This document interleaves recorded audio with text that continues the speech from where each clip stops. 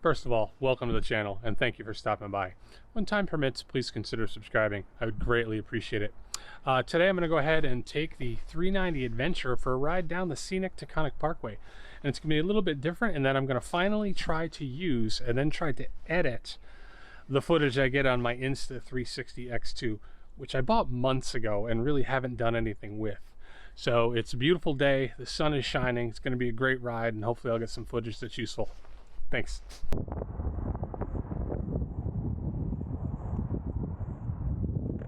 Welcome to my Insta360 test footage. I purchased this camera for my Florida trip this past winter. However, while I did record a trip or two with the camera, I never got around to successfully editing the footage. I've decided that 3 months of owning a camera that I'm not using is too long. So here we go.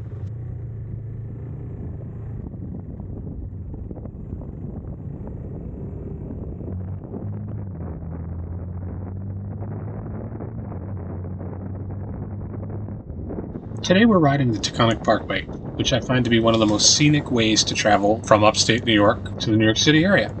We're starting out from about 15 miles from the north end of the parkway. While there are many crossroads leading to towns from the Taconic Parkway, the northern section has maintained the natural beauty of upstate New York. You almost feel like you're in the middle of nowhere.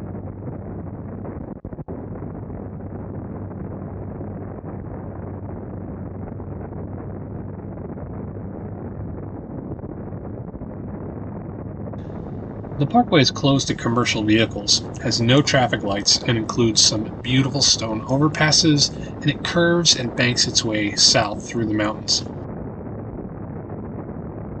These features, I believe, make it one of the best motorcycle rides in upstate New York. Like many places in the Northeast, it's best enjoyed in fall foliage season, but there's no bad time to ride this road.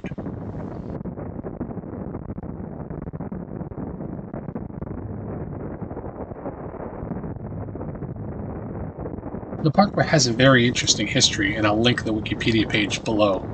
As the architect critic Matthew Gandy wrote, "Design for the Taconic State Parkway, for example, provides a vivid example of a new kind of mediation among nature, technology, and society." Again, it's going to be linked below, and it's very interesting, the history of the parkway and how it turned out to be literally a beautiful way to drive.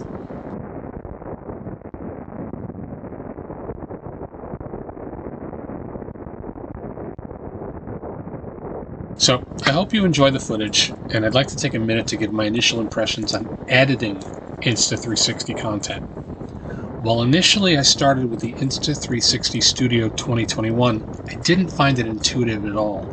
Granted, I've only used one video editing program, but I've used a lot of computer programs, and I didn't find it great. So I went to the subreddit for the Insta360, and a lot of folks were suggesting you go ahead and use the phone app. And sure enough, it seemed like sound advice, as I did find that intuitive to use, despite my age. Now, the footage here is by no means great, but I was able to essentially get the camera to view where I wanted, when I wanted, play with a couple of the features, and I think get a video that I was willing to upload. Feel free to tell me in the comments if I should not have uploaded this video. Now, there is a newer version of the desktop software available, and I've just installed it. I'll be using that to edit some of my Florida footage, and then I can compare it with the app and find out which one I want to invest the time to learn how to use properly. Again, if you have any suggestions, please comment below. I can use all the help I can get. And if you stuck around this long, thank you. I really appreciate it, and take care.